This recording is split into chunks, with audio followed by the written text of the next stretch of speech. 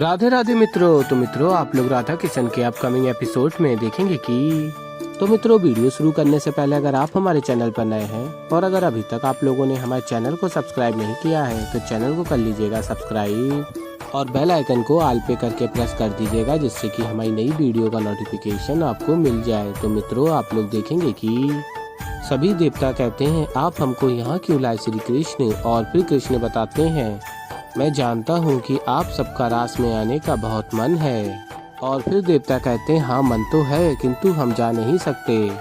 और कहते हैं आपने देवी राधा को वचन जो दिया है कोई भी पुरुष नहीं जा सकता रास में। और फिर कृष्ण बताते हैं मेरे पास एक उपाय है। हम सभी में पुरुष एवं स्त्री की समान रूप से शक्तियाँ हैं, बस भौतिक रूप से हम स्त्री और पुरुष में अंतर कर पाते हैं। आज रास के लिए हम सभी को अपने भीतर की स्त्री रूप को धारण करना होगा, इस संसार के समक्ष स्त्री बनकर आना होगा। और फिर आगे आप लोग देखेंगे कि कृष्ण बताते एक ऐसी व्यक्ति हैं जो आप सभी की सहायता कर सकती हैं। और बताते हैं देवी पार्वती। और फिर देवी पार्वती महादेव और सभी के समक्ष आती हैं और कृष्ण बताते हैं साक्षात प्रकृति हैं। अब इनसे अधिक सहायता और कौन हमारी कर सकता है। और बात की जाए महादेव की, और महादेव खुद अर्धनरेश्वर का रूप हैं और महादेव देवी पार्वती दोनों हमारे साथ हैं, तो चिंता किस बात की। और कहते हैं कृष्ण देवी पार्वती ये उत्तरदायित्व मैं अब आपको सौंपता हूँ।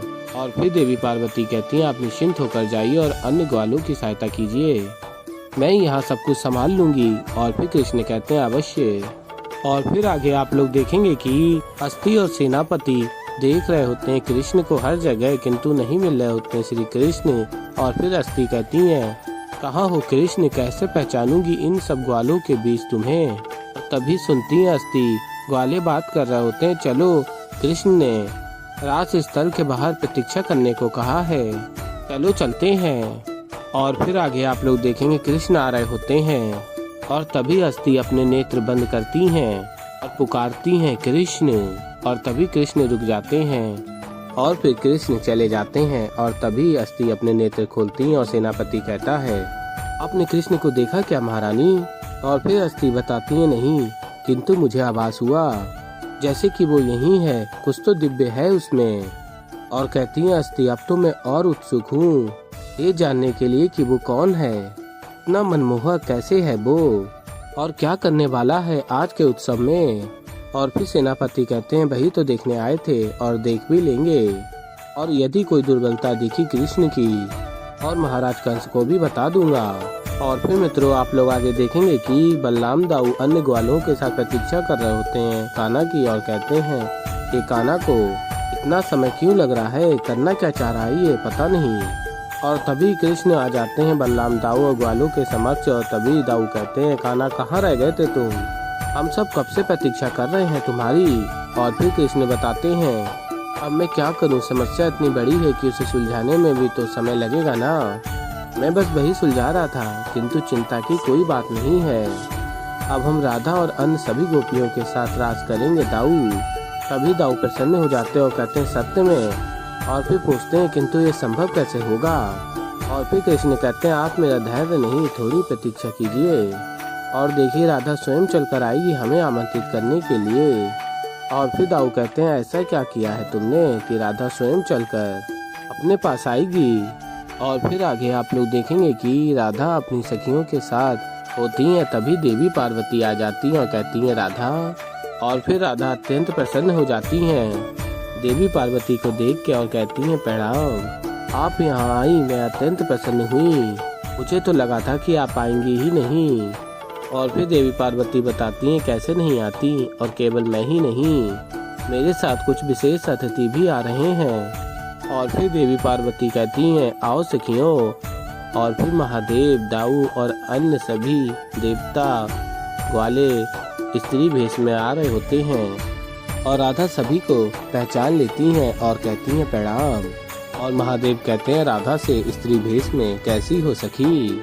और राधा कहती हैं आपको अपनी सखी के रूप में देखकर। और कहते हैं कृष्ण राधा से एक बात कहें, जब तुम उससे रुष्ट होती हो ना ऐसा लगता है कि जीवन में कुछ ठीक नहीं चल रहा।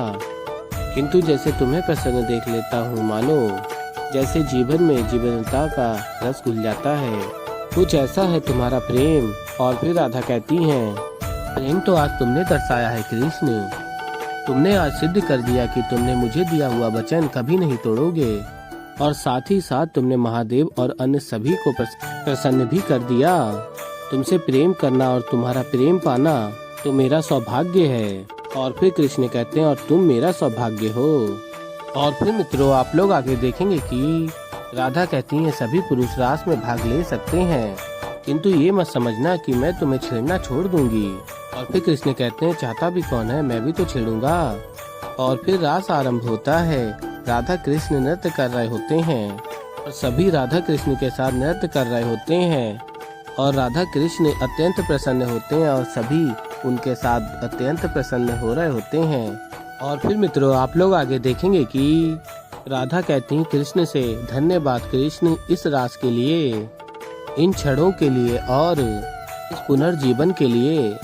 और फिर कृष्ण कहते हैं, तुम्हारी हर इच्छा मेरे लिए आदेश है राधे।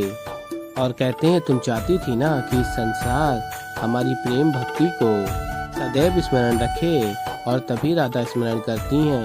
राधा ने कहा होता है कृष्ण से, जैसे हमारा बंधन जन्मों जन्मांतर का है, वैसे ही हमारे प्रेम का ये रस जन्मों जन्मांतर तक इस संसार में घुला रहेगा ना।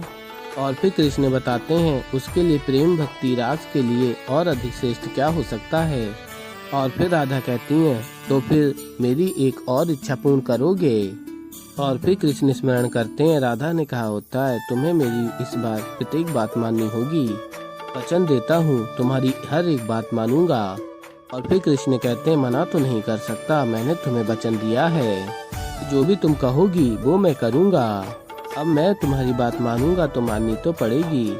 और फिर मित्रों, आप लोग आगे देखेंगे कि प्राप्ति सेनापति के साथ जाती हैं उस स्थान पर जहाँ रास हुआ होता है, और कहती हैं, मुझे ऐसा आभास हो रहा है यहाँ पर कोई दिव्य घटना घटी है क्रूर, किंतु हम वो दृश्य नहीं देख पाए हमारे कर्मों के कारण, किंतु मुझे कृष्ण से शीघ्र ही अति शीघ्र ही मिलना है।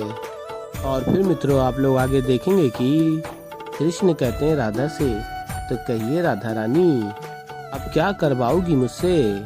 और फिर राधा कहती हैं, मैं चाहती हूँ कि हमारी अष्ट सखियाँ हमारे वास्तविक रूप के विषय में जाने। और फिर कृष्ण कहते हैं राधा से, राधा दाऊ के अतिरिक्त यदि कोई भी व्यक्ति हमारे सत्य स्वरूप से परिचित होता है तो उसका परिणाम उचित नहीं होगा। और फिर राधा कहती हैं, तुम मेरी इच्छा पूर्ण कर रहे हो या नहीं। और फिर कृष्ण कहते हैं, पुनः एक बार सोच लो। और फिर राधा कहती हैं, मैंने सोच लिया है। और बताती हैं, हमारी सखियाँ इतना प्रेम करती हैं हमसे और कुछ भी कर सकती हैं हमारे लिए। इसी प्रेम भक्ति के प्रसाद स्वरूप उन्हें हमारे वास्तविक रूप के विषय में ज्ञात होना चाहिए ना। और फिर राधा कृष्ण का हाथ पकड़ती हैं और कहती हैं, मान जाओ ना कृष्ण। और कहती हैं आगे राधा, अष्ट सखियों के प्रेम का सम्मान करने के लिए हमें हमारे लक्ष्मी नारायण स्वरूप के दर्शन देने चाहिए उन्हें। और फिर कृष्ण कहते हैं राधा से, ठीक है, यदि यही तुम्हारी इच्छा है तो फिर पूर्ण करते हैं इस इच्छा को। और फिर मित्रों, आप लोग आगे देखेंगे कि कृष्ण स्मरण करते हैं दाऊ, कहते हैं, दाऊ इसी क्षण अष्ट सखियों को मेरे समक्ष ले आइए। और फिर सखियां कहती हैं, क्या हुआ दाऊ, अचानक रुक क्यों गए। और फिर दाऊ कहते हैं, क्योंकि हमें वन की ओर जाना है। और फिर सखियां पूछती हैं, वन की ओर क्यों। और फिर दाऊ कहते हैं, चलो तो वहीं पता चल जाएगा कि क्यों जाना है, आओ। तो ऐसे ही मित्रों आगे और भी बहुत कुछ देखेंगे। तो अभी के लिए इस वीडियो में इतना ही। तो मित्रों, अगर आप लोगों को हमारी वीडियो पसंद आई हो तो वीडियो को कर दीजिएगा लाइक, चैनल पर नया है तो चैनल कर लीजिएगा सब्सक्राइब। और मैं मिलता हूँ जल्दी एक नई वीडियो के साथ। तो तब तक के लिए राधे राधे।